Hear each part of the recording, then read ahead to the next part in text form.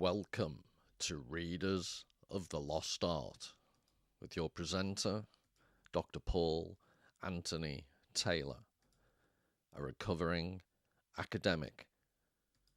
And the title of today's talk is Homer's Odyssey Explained, Book 1, Part 1. Hi everybody, and you can see there right from the get-go, I've put books 1 to 24, because I don't know how much patience you'll have. I want to look at the whole text of the Odyssey. Prompted, as you'll know if you've watched the channel before, I've done a few videos and live streams on the Christopher Nolan forthcoming epic blockbuster Odyssey. I think it comes out on July 17th. But my new motto is text before movie.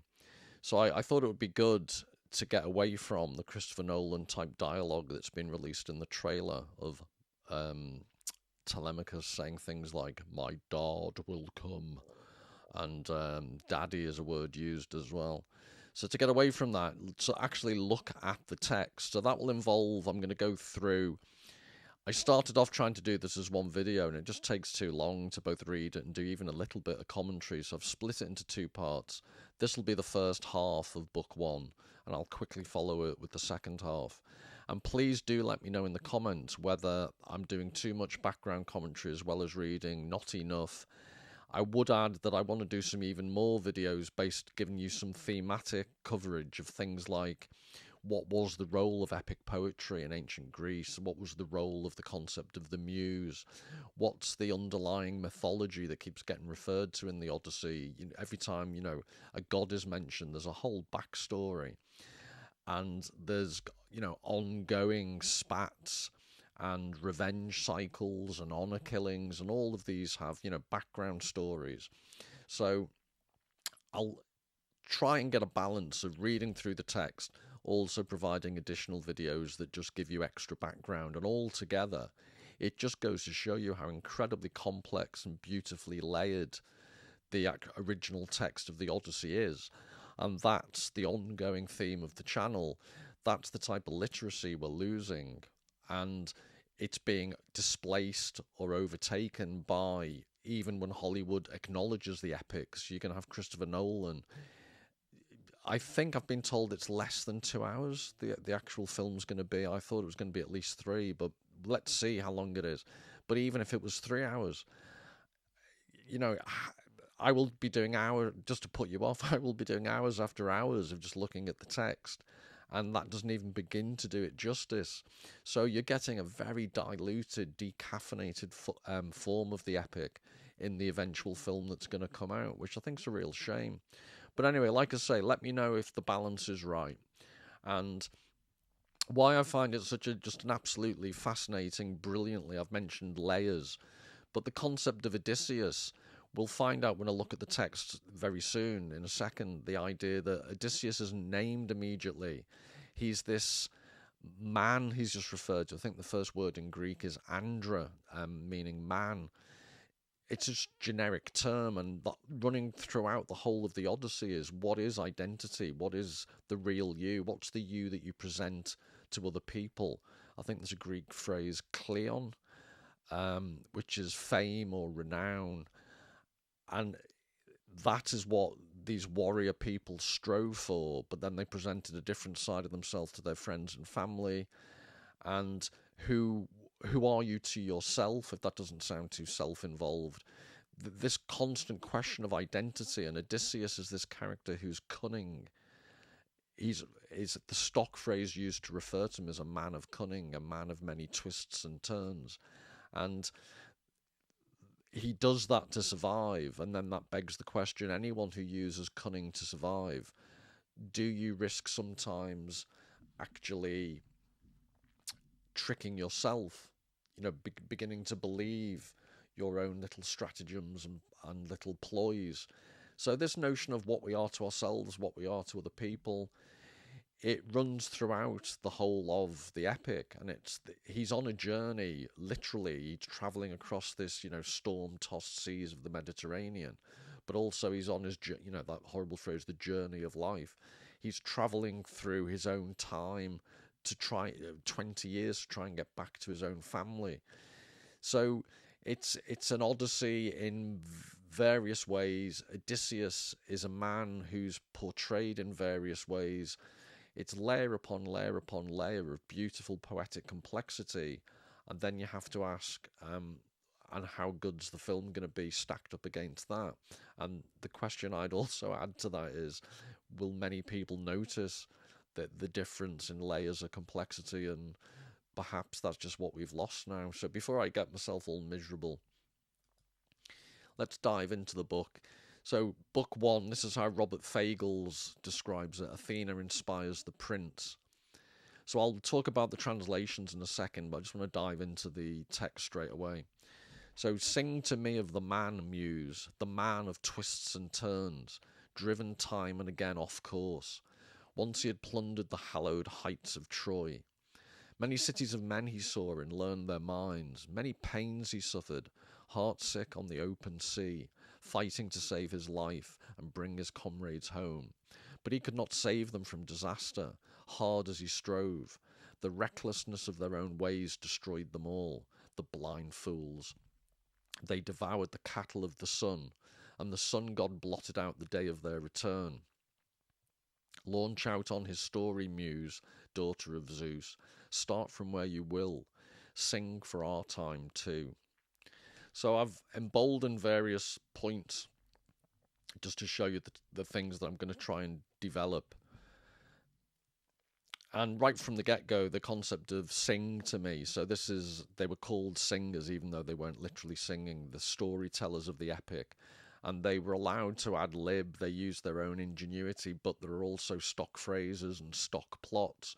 So it was this combination of an accepted genre form, but also how the speakers showed their own ingenuity and feats of memory to recite as much, but simultaneously put a bit of their own characteristic into it. Sing to me of the man. So the man, this is what I mentioned earlier, and then it goes again, the man of twists and turns.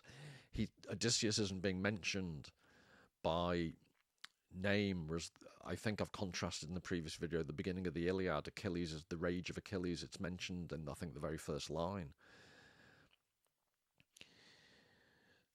The man of twists and turns, I mentioned that this notion of cunning, but also it's picked up immediately in the second line, driven time and again off course. So Odysseus is full of twists and turns. He's a cunning man, but he was also on a journey full of twists and turns. And this is the point I'm making between the literal journey and then questions of character, questions of time, the complexity of human life. All of this is just beautifully interwoven and implied, and we're not even 2 lines into the poem.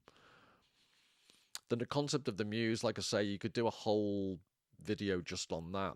I've mentioned in a previous video an academic called Andrew Ford who wrote a book called The Poetry of the Past, and he looks particularly at what epic poetry was, what it meant to the ancient Greeks, the role it fulfilled in society. Remember, this is going to be a group of people all sat there listening to one person's story, completely immersed in it. He refers to the muse, so that's singular, and the muses, and they're supposed that the number most associated with the muses is the number 9, not 19. I was going to start singing then, but 9. And the muses were the daughters of Zeus and Mnemosyne, the goddess of memory. And that's interesting because memory, cultural memory, is what's being appealed to here. That the whole role of the singers telling these epics is they acted as the memory base of the culture. And it begs the question, what's happening to our memories in contemporary times of our culture? Culture's increasingly either being cancelled because it's deemed to be offensive, or people don't read, so they've lost direct access. Or, as we're seeing in the Christopher Nolan film, what was a great part of our cultural memory is being repackaged for the purposes of Hollywood. What are the implications of that? All these issues. But there were 9 daughters. They're the daughters of Zeus and Mnemosyne. but he only appeals to one, and that's probably, I think, Homer's talking to Calliope, who was the muse of epic poetry. I think Calliope in Greek means beautiful voice. And then at the end of the Odyssey, it's the ghost of Agamemnon describes 9 muses, in all sang at Achilles' funeral. So that's ambiguous. Were they all of the muses, or were they just 9 of the total number of muses that we're not quite sure about? But anyway, it's normally thought of there were 9 muses. Then the notion of the recklessness of their own ways destroyed them all. He's talking about the men of Odysseus who, the recklessness of their own ways destroyed them all. The blind fools, they devoured the cattle of the sun. And I think I read somewhere in the notes that this could be deemed to be inaccurate because Odysseus leaves Troy with 12 ships, and then 11 of them have already been destroyed, I think by the man-eating Lastrygones, before they encounter the Helios cattle, in other words, the cattle of the sun god. So I think, God forbid that I should be pedantic with the muse, but this is one of the ambiguities. Technically, what the singer of the song is saying here, inspired by the muse, isn't potentially true. So the notion of ambiguity, or competing interpretations, is in the very first few lines. You've then got what's interesting is I mentioned the generality. Only the man, his name isn't given yet. So you're talking in general terms in the proem, this beginning, the summary that's at the very beginning of the poem. But then is mentioned this very specific incident on the Odyssey. They devoured the cattle of the sun god. And that begs the question, why is this being singled out? And one thing that maybe isn't as obvious to a modern audience, or one of the things we struggle to relate to, is the role of sacrifice in ancient culture, and more than that, the sacrifice of meat. And apologies to any vegans or vegetarians, but in those days they're an agrarian agricultural society, and meat is incredibly expensive to them and relatively rare. It's a luxury. So it was limited to feast days or days of great sacrifice to the gods. And it's a current theme. So there was actually a book written, it was an E.J. Bakker, and it was called The Meaning of Meat and the Structure of the Odyssey. So again, to a modern ear, that sounds a bit weird. Write a whole book about meat and how it relates to the Odyssey. But this role of sacrifice, I think I may devote a whole video just to this notion of ritualistic sacrifice. But in the specific instance of the Odyssey, it becomes incredibly important because the suitors that we're about to meet, who are in the home of Odysseus while he's away, they're basically after Penelope, his wife, thinking or hoping that Odysseus is dead and long gone. And they're abusing his hospitality of the house, eating, it's referred to several times, eating all these great plates of meat. So to an ancient person, this is beyond the pale. This is terrible. And then there's the concept of atasthelia, is the recklessness, this notion of recklessness. Atasthelia is the Greek notion of blind recklessness or reckless mistakes. And we see it crop up because the gods, it's in pairs of oppositions. The Olympian gods are looking down on mankind, thinking they're making stupid mistakes. And you also have it replicated within Odysseus trying to control his men who are making stupid mistakes. So it's a theme, but it's a theme that runs throughout the concept of personal responsibility. To what extent do we take responsibility? And then throughout, I've mentioned sacrifice, I've mentioned ritual. There are all these very strong customs that get referred to. And set against that, Odysseus is constantly using his imagination and cunning to escape from situations all the time. So in that sense, he's using his individual identity, his own ingenuity, and he's not necessarily bound to tradition. So all of these things are held, slightly in tension. Oh, and I almost forgot to mention where the man of twists and turns, polytropos, is the Greek word, and we'll look as we go along at all the different translations. I think, does Emily Wilson call him a complicated man rather than using twists and turns? And all these word choices of the translators obviously have a big impact on the meaning as it's perceived by the reader. So all I can say is I'd encourage you to look at as many translations as possible.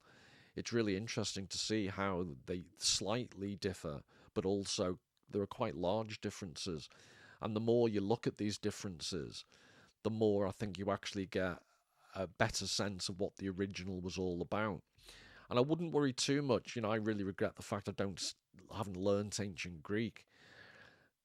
But even if you did read ancient Greek, Isaiah Berlin, in his brilliant book After Babel, points out that within a language, so forget ancient Greek, if I'm going to go and read the Romantic poets, Tennyson, Wordsworth and people, or Shakespeare, you actually have to do a lot of work within your own language to fully understand what was being said in the terms of the culture of the time it was written, which aren't the same as yours. So there's an active translation occurs. You're never going to fully understand it as it was originally expressed because you're just not living in the same time. You can do your research, you can read up about it, but the associations people have with certain words, their horrible phrase, their lived experience, all of these things feed into how you hear words and how you understand them. And you can approximate that understanding, but you never really achieve it. So translation issue just never goes away. And scholars have written whole books over the meaning of one word in the Odyssey. So I relax a bit about worrying about how accurate a translation is. And as I've said, to repeat, just read as many translations as you possibly can. And I think you get an overall sense of all the different layers. And then finally on this page, see how long this could take? I'm trying to do this quickly. But sing for our time too. So the listeners of the singer of this poem are part of a tradition. The song has been sung many times before. And we are hearing it or reading it in our time too. So this is a perennial nature of the performative aspect of epic poetry. It is sung or read across the ages. So I hope that's helpful for at least that. That's just the proem, the beginning, the summary. And I think, as you can see as a turn onto the next slide continues some of the proem in a way. So that's a self-contained proem, the summary of the poem as it's known. But some of that introductory information carries over. So it's almost as if the proem has exceeded its own bounds, which is the twists and turns of the Odyssey. It replicates in the narrative form the very thing that's being described. So by now, all the survivors, all who avoided headlong death, were safe at home, escaped the wars and waves. But one man alone, his heart set on his wife and his return, Calypso, the bewitching nymph, the lustrous goddess, held him back, deep in her arching caverns, craving him for a husband. But then, when the wheeling seasons brought the year around, that year spun out by the gods when he should reach his home, Ithaca, though not even there would he be free of trials, even among his loved ones. Then every god took pity, all except Poseidon. He raged on, seething against the great Odysseus, till he reached his native land. So I've mentioned in a previous video, I'll try and put the link at the end to the playlist of the various overarching videos I've done in the past on the Odyssey, and it's linked to Christopher Nolan's film. But Poseidon, the god of the sea, and in that era and part of the world, you've got the Minotaur legend came from Poseidon being angry and fathering this hybrid beast, the Minotaur. So raging on is indicative of the sea in the Mediterranean. Earthquakes were prevalent. The whole role of the gods and the way they were incorporated into the Greek worldview is a whole topic on its own, which I can hope to do a video on. But Poseidon, I'll share a secret, is my favourite because he's always raging and being angry about things. I relate to that. But the great Odysseus, I think in one translation, great is it's godlike, but godlike is often used, I think, in the original Greek to explain importance and significance and strength rather than any actual godlike powers or any sense of morality. But notice also that Odysseus, that for the first time, the name is mentioned, but it's right at the end of the 20 odd lines. It's gone beyond the proem, and the first time his name is mentioned specifically rather than just the man, or at the third line down, but one man alone. It's generic, it's non-specific, and at the very end, the great Odysseus.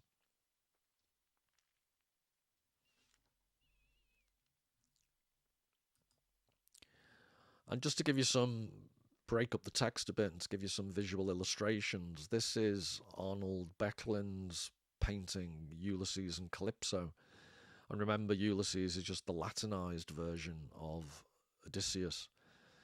And this is from 1882. So this is the island that Odysseus is on,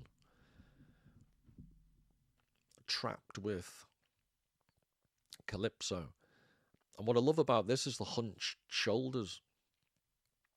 And just in silhouette, there's so little actual detail there. But if you were going to give an Olympic gold medal to the best portrayal of a hunched person, I think this would be in the running. 100-meter star of hunchedness. And to show its influence, so obviously Böcklin's been influenced by Homer's story, but then in turn, one of my favourite artists, Giorgio de Chirico, this is called The Enigma of the Oracle from 1909. He's been directly influenced. I just wanted to show you how these influences from the great stories or the great artistic resources morph across different mediums of art and through different artists and just re-emerge in different forms. So this is again De Chirico. This is Melancholy of a Beautiful Day, 1913 to 1914. And yes, technically, if there's any pedants out there, or pedants, if they want to even correct my pronunciation of pedant, there's Ariadne is the statue, not Calypso. But the suggestion is that De Chirico was influenced in his depictions of Ariadne, who in turn is linked to Poseidon and this whole story, because Ariadne helped Theseus kill the Minotaur and then escape with her red thread. But the idea is that Ariadne here was influenced by Calypso in the previous painting by Böcklin, and on these interlinkages go. But again, you see now he's got a little red cape. He's getting a bit debonair as our hunched man. And this is The Enigma of the Hour from 1912. So there's deliberate anachronisms. It's classical portrayal, but there's a clock which isn't classical. And in many of his paintings, there are steam engine trains in the background. You had to think about choo-choo trains to De Chirico. I think his father was a railway engineer. And you get just the hint of a fountain in the foreground. So the repetitious, there's all this concept of time and cycles. So there's the anachronistic clock, there's the classical figures, there's the fountain that just constantly pours up into the air and then goes back down and recycles itself. There's just the beautiful shaded darkness, the enigmatic nature of the shade of the porticos.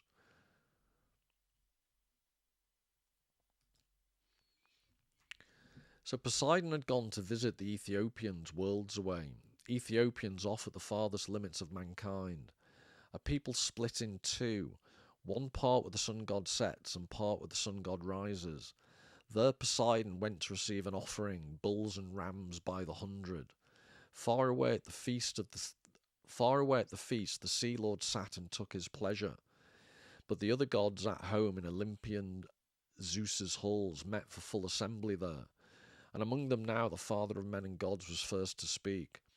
Sorely troubled, remembering handsome Aegisthus, the man Agamemnon's son, renowned, Orestes killed. Recalling Aegisthus, Zeus harangued the immortal powers. Ah, how shameless the way these mortals blame the gods.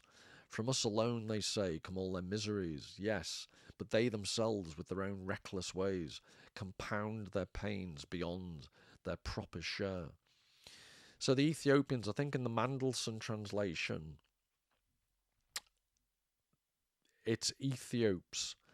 But this is the Fagles. Now, apologies, I should have said earlier why I chose the Fagles translation. In my personal view, having looked at quite a lot of these translations, has quite a good rhythm. It's quite good for speaking it out loud.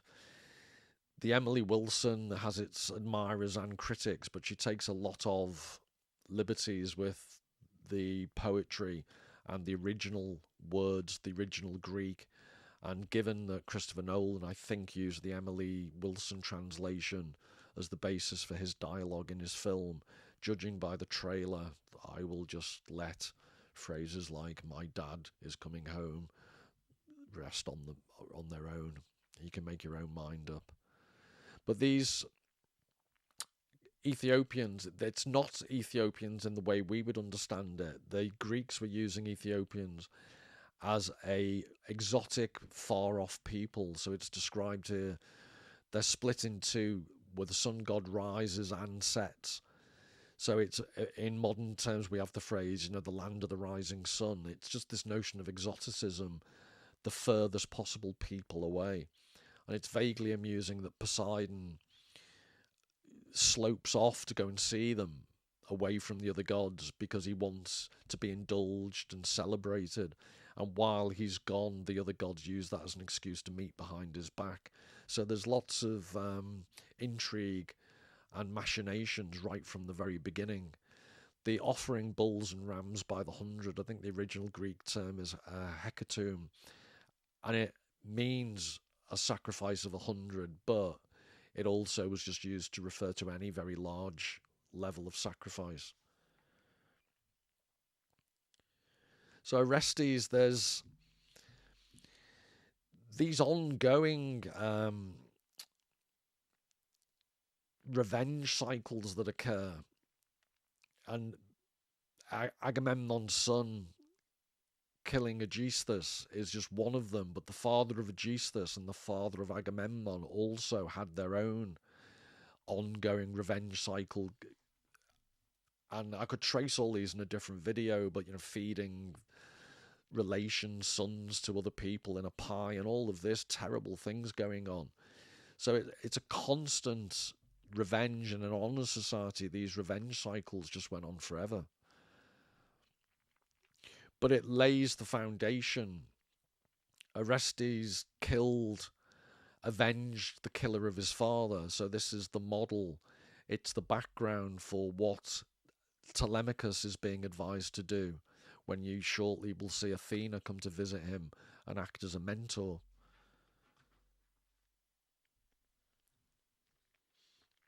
And just as a little bit more background, it's known as the Oresteia, but it's the trilogy. I think it's the only extant or surviving trilogy of ancient Greek drama or tragedy where it's the Aeschylus, the Oresteia. So the first one's Agamemnon, the second one's the libation bearers, and the third one in the trilogy is Eumenides. So again, all of this literature feeds into, and the background stories, as you can see, are being referred to. And I suppose it's one thing that would frustrate people, this constant, you never feel like you're in that you've got an unambiguous description, because it's like Greek mythology in general. There's always another linkage. If you read Ovid's Metamorphoses, it's been described as a snake eating its own tail. The stories circle around and repeat things and evolve, and it's constant cycles of renewal and change, but also patterns of similar behavior. And I think there's a different translation. So I'm just looking here. It says this, the Fagel's translation says, recalling Aegisthus. Aegisthus, I think I keep saying Aegisthus, it's Aegisthus. Zeus harangued the immortal powers. In the Mendelssohn, I think it's, to them the father of men and gods began to speak, for he'd been put in mind of Aegisthus, a man who was not one to blame. And there's a whole discussion about blame, and it's interesting, in the Fagel's translation, blame only comes up with, how shameless the way these mortals blame the gods. But it's much more specifically in the Mendelssohn and some other translations, it's all about Aegisthus is the one who is the one to blame, or is he? So if I just read you a little bit of Mendelssohn's commentary on this, a man who was not... I'll go right back to the etymology, and this is how complicated it gets. So blameless. The Greek word, it's made up of meaning without, and the noun momos, I think it is, blame, disgrace, or reproach. So it'd be simple if I just read it. A man who was not one to blame. My translation of the adjective amoumon, which means blameless, perhaps the most controversial single word in the Odyssey, is deliberately ambiguous. Not one to be blamed, or not one to blame others. The word, a compound of the prefix a, without, and the noun momos, blame, reproach, disgrace, is typically translated as blameless. But to refer to Aegisthus, the adulterous lover of Clytemnestra, who plotted with her to murder Agamemnon, as blameless is problematic, to say the least, and since ancient times commentators have been puzzling over it. And I'm only giving you this just to show you the depth of how far these things can go. So an academic, Jenny Strauss-Clay, has recently argued against the passive meaning of amoumon, without blame, in favour of an active meaning, is not able to blame, that is, anyone but himself. This makes more sense in the context of the entire passage, in which Zeus complains that mortals blame the gods for their woes, whereas it is the mortals' own wanton behaviour that results in their misery, as exemplified by the case of Aegisthus, who was specifically warned by the gods not to seduce Clytemnestra and not to kill Agamemnon, but did so anyway. Having no one to blame but himself, he's hardly in a position to blame others. So it's just, I'm sorry to go into such detail, but it just shows you just one word. And that word isn't even in the Fagel's translation with specific reference to Aegisthus. So, yeah, what can I say? Complicated. So look at Aegisthus now. Above and beyond his share, he stole Atreides' wife. He murdered the warlord coming home from Troy. This is all about the murder of Agamemnon and his unfaithful wife, Clytemnestra. He murdered the warlord coming home from Troy, though he knew it meant his own total ruin. Far in advance we told him so ourselves, dispatching the guide, the giant killer Hermes. Don't murder the man, he said. Don't court his wife. Beware, revenge will come from Orestes, Agamemnon's son. That day comes of age and longs for his native land. So obvious relevance to Odysseus' son, Telemachus. So Hermes warned with all the goodwill in the world. But would Aegisthus' hardened heart give way? Now he pays the price, all at a single stroke. And it mentioned Hermes being the messenger god, basically, the messenger between human beings and the gods. So this is a statue. It's a Roman copy. It was a Greek original from 5th century BC. And I think you see that this is the caduceus, the staff he's holding. That only has one snake. That's used in... Is it two snakes? I think it's one snake is used in medical. You might see with insurance companies and stuff. I think it's two snakes. Or have I got it back to front? It's two snakes. Anyway, there's one or two snakes depending on how it's being portrayed. And there's the rod of Asclepius. Yeah, I think it's one snake is the. I'm obsessed with it's one or two snakes. I don't think you care, do you? But it's the rod of Asclepius, the doctor's sign. And was it Plato's Phaedo? There's a joke when Socrates has agreed to take the hemlock, so he's obviously going to die. He interprets death as a cure for life in quite an upbeat, stoical way, and he says, "Crito, we offer a cock to Asclepius. Pay it and don't forget."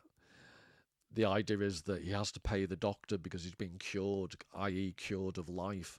So that's wacky Platonic humour for you. And this is the winged sandals, the idea that Hermes is a messenger between gods and mankind. And I think this is the Getty Villa in America. It's a copy of a Roman bronze that came from the Villa of the Papyri in Naples. And interestingly, Hermes is also what's known as a psychopomp, a guide of the souls between life and the underworld, which I'll show you an image of shortly. And then, finally, this is relevant to Odysseus. Hermes has the reputation of being a trickster. So, and sparkling-eyed Athena drove the matter home. Father, son of Kronos, our high and mighty king, surely he goes down to a death he earned in full. Let them all die so, all who do such things. But my heart breaks for Odysseus, that seasoned veteran, cursed by fate so long. Far from his loved ones still, he suffers torments, off on a wave-washed island rising at the centre of the seas. A dark wooded island, and there a goddess makes her home. Daughter of Atlas, wicked Titan, who sounds the deep in all its depths, whose shoulders lift on high the colossal pillars, thrusting earth and sky apart. Atlas's daughter it is who holds Odysseus captive, luckless man, despite his tears, forever trying to spellbind his heart with suave, seductive words, and wipe all thought of Ithaca from his mind. But he, straining for no more than a glimpse of hearth smoke drifting up from his own land, Odysseus longs to die. And that's a bit odd, the longs to die aspect, because I think that contradicts I'm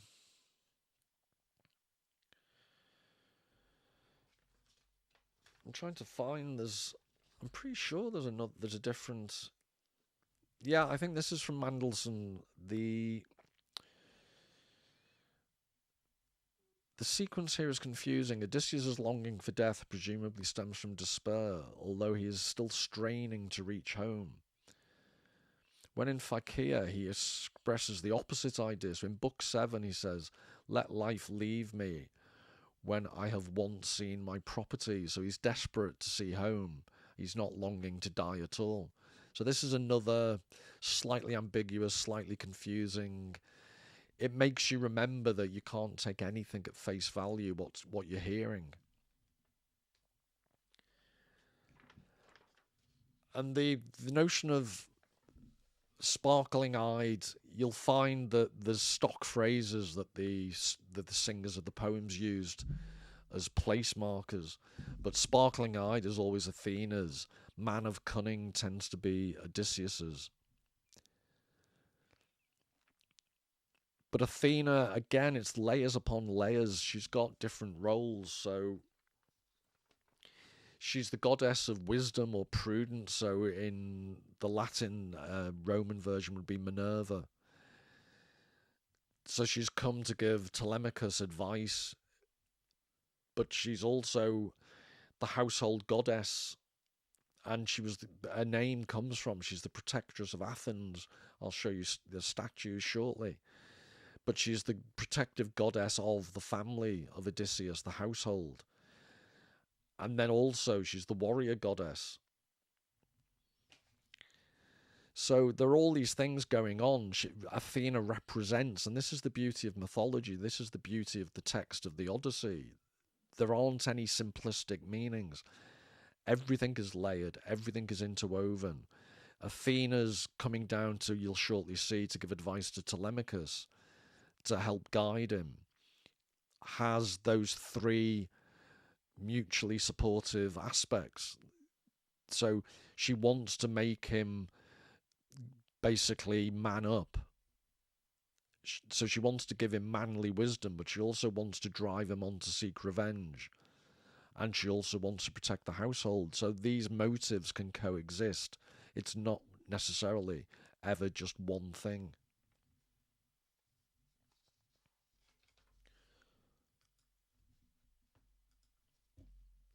And apologies if you're about to have your dinner.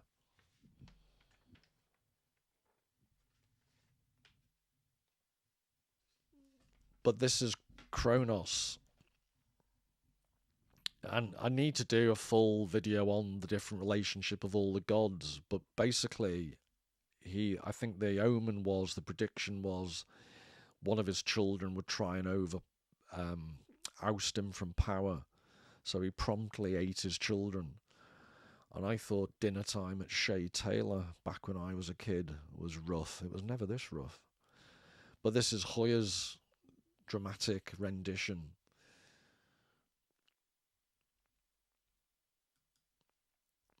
And this is again Arnold Becklin from 1883, but it was just a reference to the...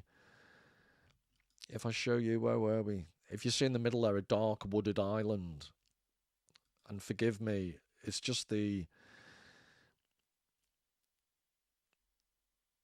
This is called the Isle of the Dead from 1883, and it's resonant with the concept of the river Styx, being taken across. And I appreciate it's not quite the same thing, but it's just that dark wooded island and the general atmosphere, the way in which this classical atmosphere is portrayed in painting. I just find this really weirdly... He did a number in a series, if you want to check them out for yourself, but weirdly atmospheric, beautiful. Olympian Zeus, and this is still Athena talking, have you no care for him in your lofty heart? Did he never win your favour with sacrifices burned beside the ships on the broad plain of Troy? Why, Zeus, why so dead set against Odysseus? My child, Zeus who marshals the thunderheads replied, what nonsense you let slip through your teeth. Now, how on earth could I forget Odysseus? Great Odysseus, who excels all men in wisdom, excels in offerings too. He gives the immortal...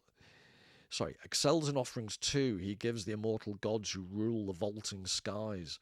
No, it's the earth shaker, Poseidon, unappeased, forever fuming against him. For the Cyclops whose giant eye he blinded, godlike Polyphemus, towering over all the Cyclops clans in power. So unless I'm mistaken, I love the descriptions of Earthshaker Poseidon. And where are we? The Thunderhead, Zeus who marshals the Thunderheads. But I think was Poseidon the father of Polyphemus?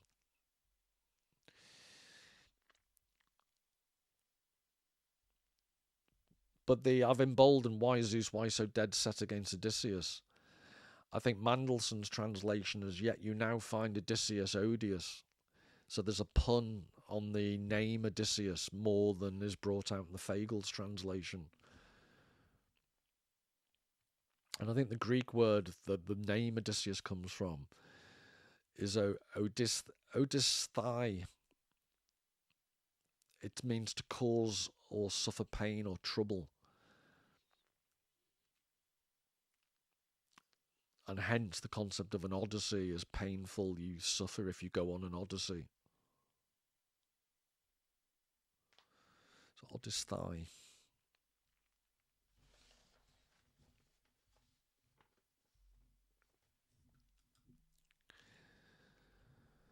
The Nymphosa bore him, daughter of Phorcys, lord of the barren salt sea. She met Poseidon once in his vaulted caves, and they made love. And now for his blinded son, the earthquake god, though he won't quite kill Odysseus, drives him far off course from native land.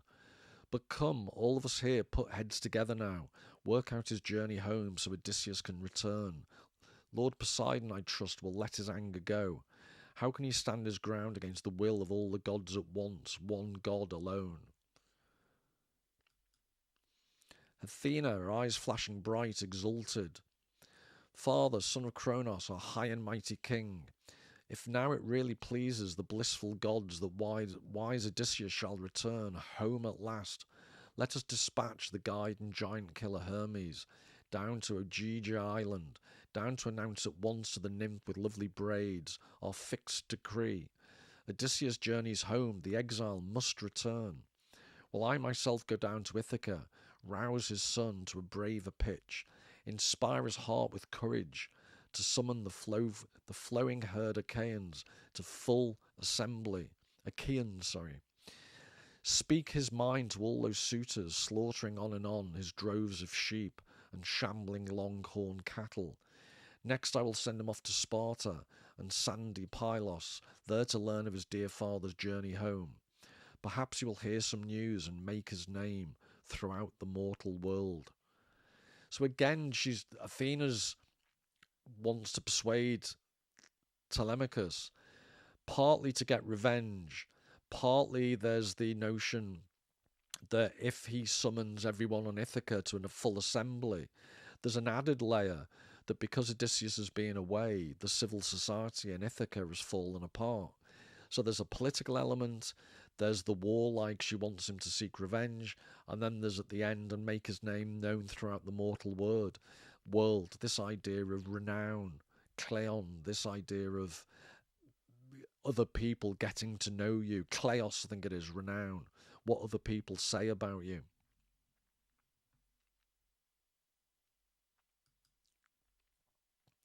So just a very quick break from the text, just to give you some hints of, yet again, you could do whole videos on this, but it's called the catchword technique. So when a character echoes, often at the beginning of his speech, a word or expression from his interlocutor's speech, often with a different tone or meaning.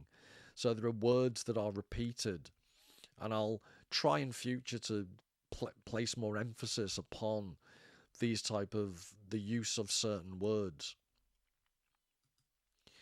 And then there's the domino forms. This is like a little advert to show you some of the techniques they use.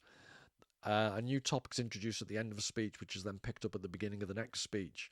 So you can see this technique of things mentioned in dialogue, and then a new idea is introduced, and then the next scene proceeds. I think I mentioned earlier, if I didn't, I should have, Ovid's Metamorphoses, but there are poetic patterns in the Metamorphoses that when they're analysed in quite a dry way, nevertheless, they're beautiful when you see the level of complexity in the text. But this is the speech you've just seen. This is reduced to its basics. So Zeus has this general proposition: mortals incur more suffering than is meted out to them because of their own reckless behaviour. And he then uses the example, take Aegisthus. You are right about Aegisthus. That's Athena's response. But I feel sorry for Odysseus, whose prolonged suffering is not justified. Zeus responds, but this is not my doing but Poseidon's. But let us arrange for Odysseus' return.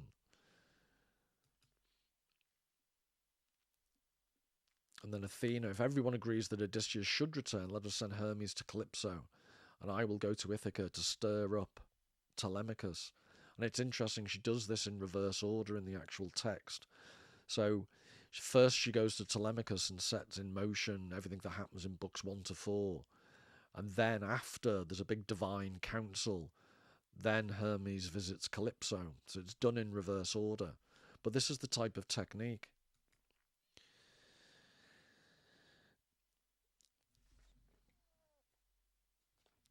So Athena vowed, and under her feet she fastened the supple sandals, ever-glowing gold, that wing her over the waves and boundless earth with the rush of gusting winds. She seized the rugged spear tipped with a bronze point, weighted, heavy, the massive shaft she wields to break the lines of heroes, the mighty father's daughter storms against. And down she swept from Olympus's craggy peaks, and lit on Ithaca, standing tall at Odysseus's gates, the threshold of his court, gripping her bronze spear. She looked for all the world like a stranger now, like Mentes, lord of the Taphians. So that bit I've emboldened. Lattimore, in his translation, she just says she was disguised as a friend, leader of the Taphians. So it's quite different. I don't think it's a major difference, but it is interesting how they approach it differently. So it's interesting. Mentes, lord of the Taphians. Mentes, the root of the Greek word is connected to thinking. The Latin version is mens, and that gives us the word mental. And then also in Greek, there's menos, which is manly strength. So Athena's gone to speak to Telemachus, and she's giving him manly strength, but also the Mentes has this connection to trying to think. So remember, she's the goddess of prudence and wisdom. And then you also think she's basically gone, Athena, the mentor. So all of these, the etymology all fits beautifully.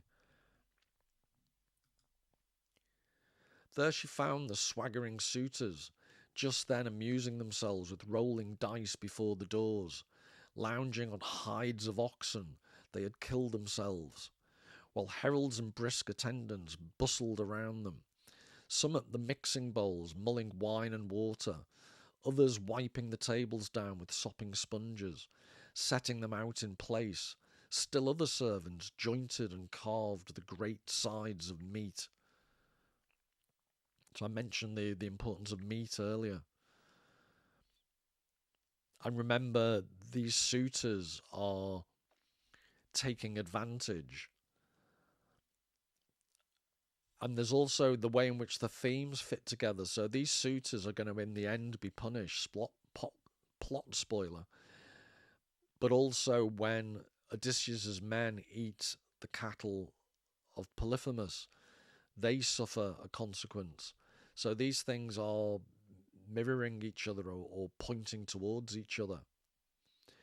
And remember, exenia, I think it's called, is the Greek. It gives us the root of the word xenophobia.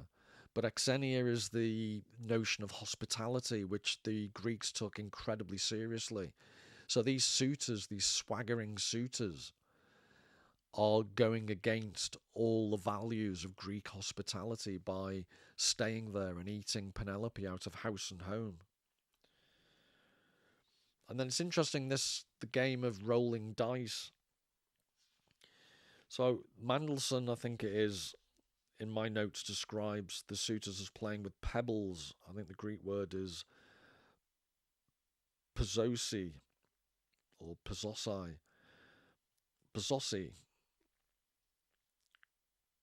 But what they're doing with them is unclear. A later tradition recorded by Athenaeus, among others, has them playing a game called, this is interesting, a game called Penelope, in which each of the 108 suitors, and the number isn't given in Homer, but this is the legend that grew up in Greek tradition. So each of the 108 suitors threw a pebble at a central pebble, which they called the Penelope.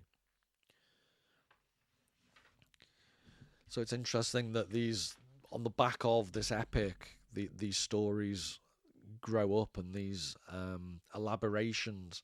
So the rolling dice game takes on more connotations. The concept, the central pebble, is the Penelope. First by far to see her was Prince Telemachus, sitting among the suitors, heart obsessed with grief. He could almost see his magnificent father.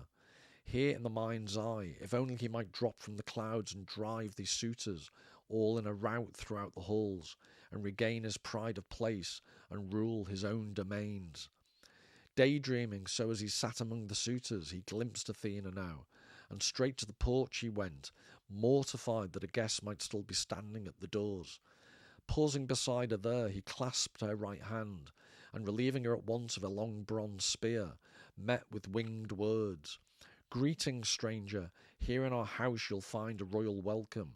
Have a supper first, then tell us what you need.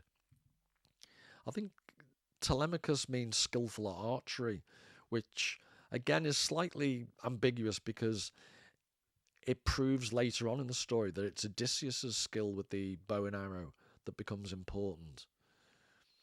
But anyway, it's interesting the relieving her at once of a long bronze spear. There's lots going on that relate to Greek custom, so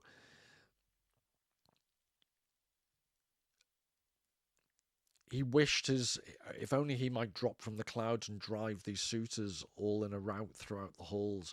I think later on Menelaus uses almost exactly the same phrase.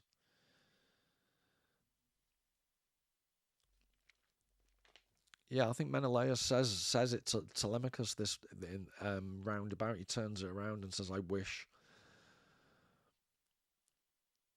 Mortified that a guest might still be standing at the doors, so it's this exenia, it's this notion of hospitality that the suitors are completely betraying. But Telemachus, even though he's young, and even though he's emotionally distraught at the whole situation, his first thought, this is a way of showing to Greek listeners of the epic being told this story.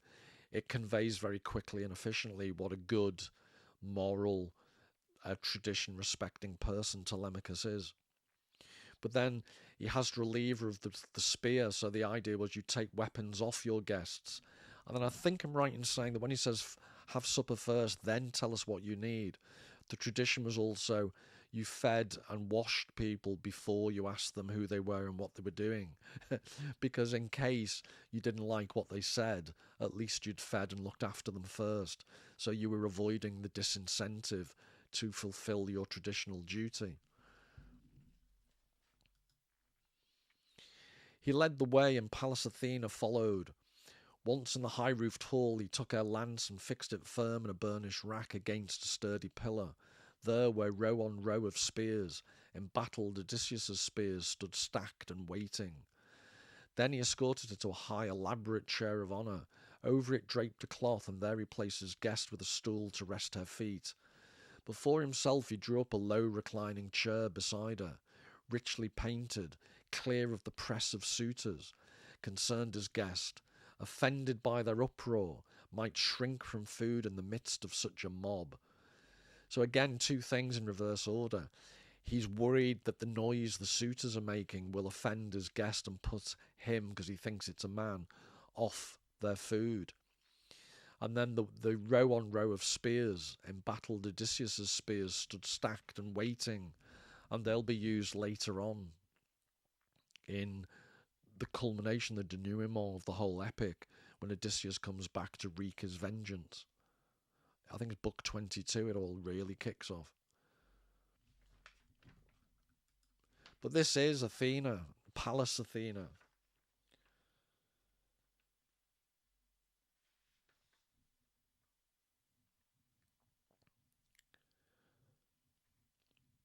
And I'm trying to dig up from my awful memory. Pallas, I think the name in Greek means maiden. And there's also a legend that she had a friend called Pallas that she accidentally killed with a spear. And then there's also, I think there's a verb in Greek related that sounds like Pallas that's to do with brandishing. So it all fits. There's various connotations that this descriptor Pallas Athena. And this is known as a chryselephantine statue, meaning it's got ivory and gold. And this is fascinating. I never knew that this is a copy of the Athena Parthenos statue that was around in the mid 500s BC. But this is in Tennessee, which I think is Centennial Park. And the scale of it, that apparently is to scale what it would have been. And from memory, I think the gold in the original would have been, there's like a wooden frame and the gold and ivory were like jointed onto it. So if they ever needed to abandon, or they could take the gold away with them, they wouldn't leave it as spoils for the enemy. And that always reminds me, it's the opening page of Ulysses, Buck Mulligan. Chrysostomos, I think it is the word for... It always reminds me of this because Chrysostomos in Greek means golden-mouthed. And Buck Mulligan in the opening page of Ulysses, he obviously has gold fillings and he's described as Chrysostomos. This is, just to re-emphasise, chryselephantine is the phrase used to describe ivory and gold statues. And that's Centennial Park, Nashville. I just thought Nashville was country music. How wrong was I?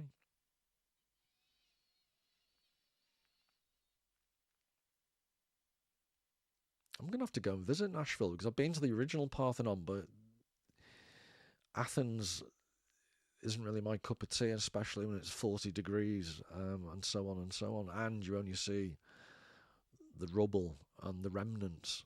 Whereas this, bit of music, bit of bourbon whiskey, and you get the Parthenon. He hoped, what's more, to ask him about his long-lost father. So this is Telemachus hoping to ask the person he thinks is a man, Mentes, the mentor, about his long-lost father. A maid brought water soon in a graceful golden pitcher, and over a silver basin tipped out, so they might rinse their hands, then pulled a gleaming table to their side. A staid housekeeper brought on bread to serve them, appetizers aplenty too, lavish with their bounty. A carver lifted platters of meat toward them, meats of every sort, and set it beside them golden cups, and time and again a page came round and poured them wine. So just to re-emphasise, meat is important, and he's showing respect for his guest again by offering them very, rare, expensive meat.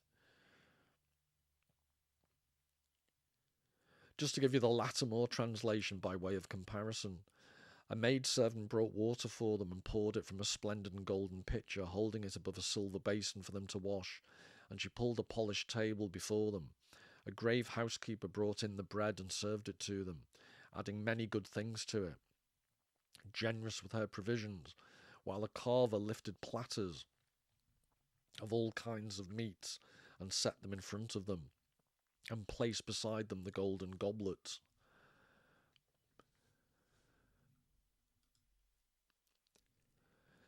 But now the suitors trooped in with all their swagger and took their seats on low and high-backed chairs. Heralds poured water over their hands for rinsing. Serving maids brought bread heaped high in trays, and the young men brimmed the mixing bowls with wine. They reached out for the good things that lay at hand, and when they'd put aside desire for food and drink, the suitors set their minds on other pleasures, song and dancing, all at crowns of feast. A herald placed an ornate lyre in Themis's hands, the bard who always performed among them there. They forced the man to sing. That's interesting because the notion of a bard singing was very valued, and Homer goes out of his way to make it clear that Phemius was forced to sing to these suitors. So the respected performer of the story wasn't complicit in what the suitors are doing. Homer makes that really clear. And if I can just read you, I think there's a useful note from Mandelson. So he talks about Phemius. The reference to the resident poet-singer introduces a crucial theme of the epic: song, poetry, and performance. In Homeric culture, the vehicle par excellence for spreading a hero's renown, or kleos, is the verse narrative of a person's deeds, sung by a bard, iodos, before an audience in a great lord's hall. The bard's song, Iode, is the means by which those deeds become known in the wider world, as the tale spreads from court to court and country to country. Like a number of names in Homer, the name of the household bard at Odysseus's palace in Ithaca has an overt connection to his role. Phemius means having to do with feme, fame or information. The word is related to the Latin word fama, from which the English word fame is derived. In the epics, the resident bard is a highly respected figure. He goes on to say, yeah, and that's why he makes it clear that he was forced to. So throughout the Odyssey, poetry is characterized as a source of consolation, information, and aesthetic delight. And in Book 22, we learn that Phemius' father name is Terpios, which means delightful. So getting towards the end now, a rippling prelude, and no sooner had he struck up his rousing song than Telemachus' head, close to Athena's sparkling eyes, spoke low to his guest, so no one else could hear. Dear stranger, would you be shocked by what I say? Look at them over there. Not a care in the world, just lyres and tunes. Easy for them, all right. They feed on another's goods and go scot-free. A man whose white bones lie strewn in the rain somewhere, rotting away on land or rolling down the ocean's salty swells. But that man, if they caught sight of him home in Ithaca, by God, they'd all pray to be faster on their feet than richer in bars of gold and heavy robes.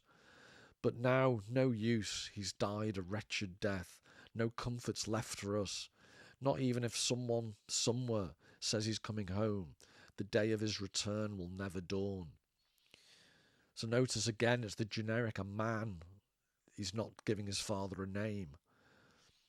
Whose white bones lie strewn in the rain somewhere. Right, dramatic.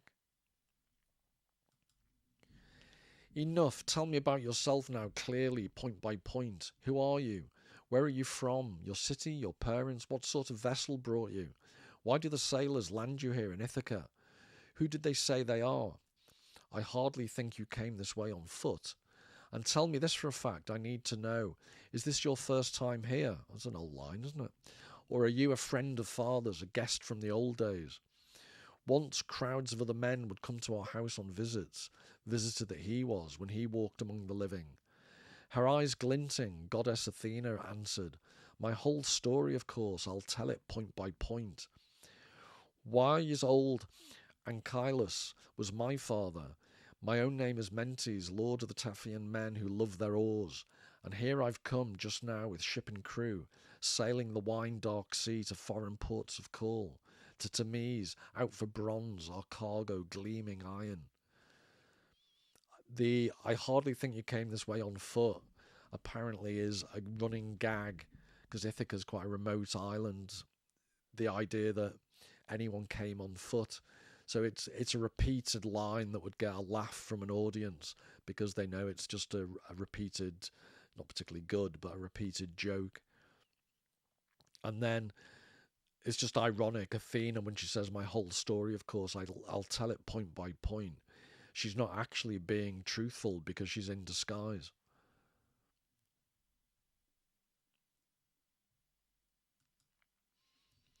Our ship lies moored off farmlands far from town, riding in Rithron Cove beneath Mont Nyon's woods.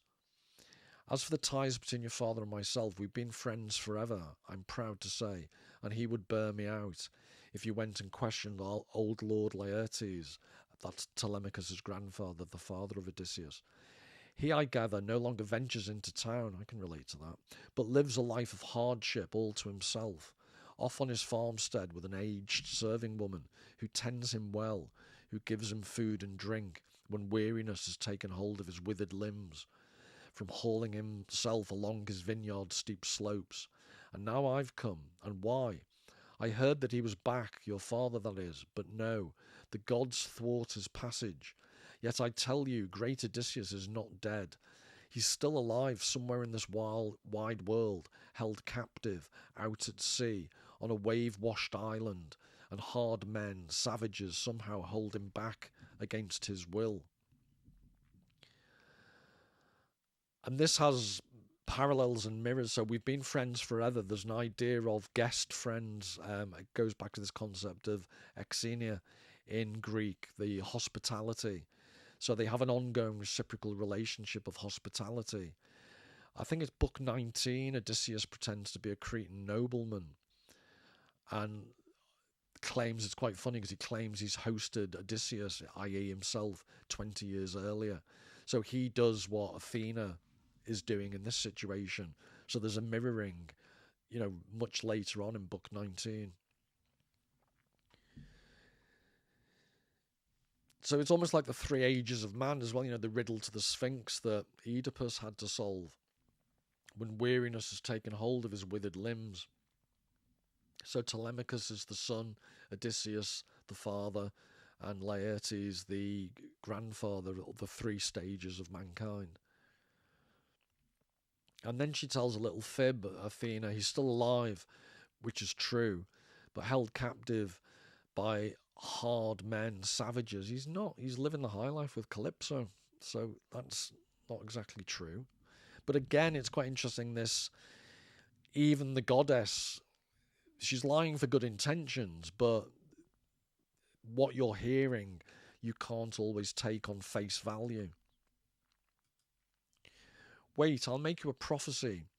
One of the immortal gods have planted in my mind. It will come true, I think, though I'm hardly a seer, which again, she's a goddess, so she's not being completely truthful, or know the flights of birds.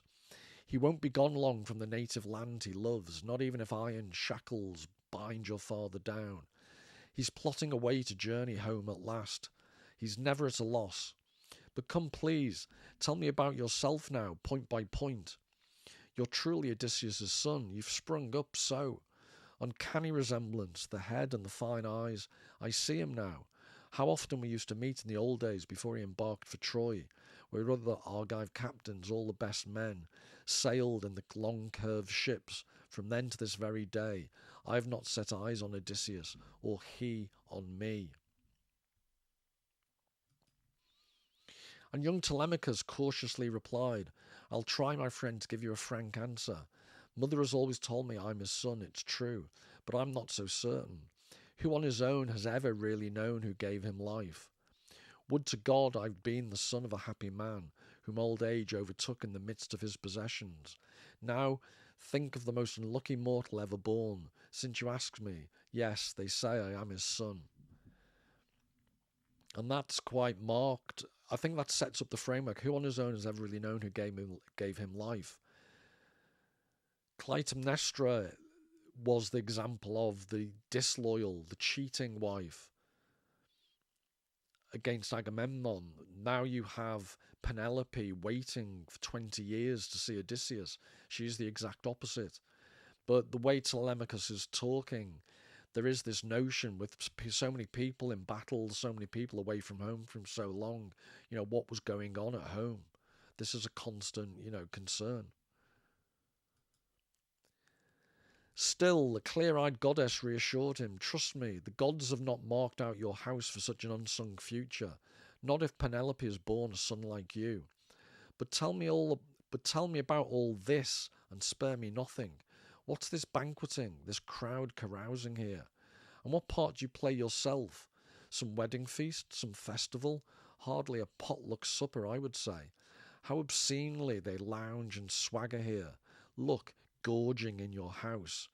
Why, any man of sense who chanced among them would be outraged seeing such behaviour.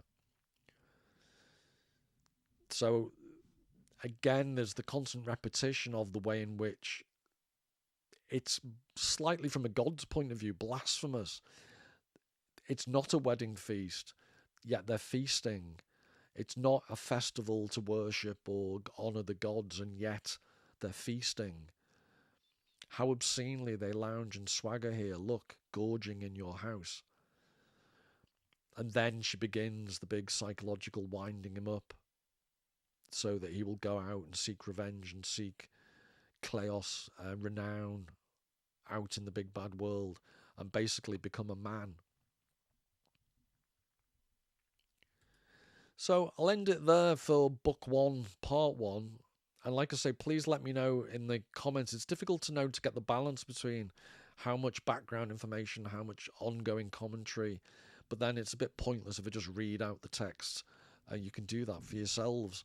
So I'm trying to get the balance. Let me know if I have. And I'll also, like I say, aim to do more of these textual videos, and then at an appropriate point throw in or interpolate some wider context providing videos and do it that way.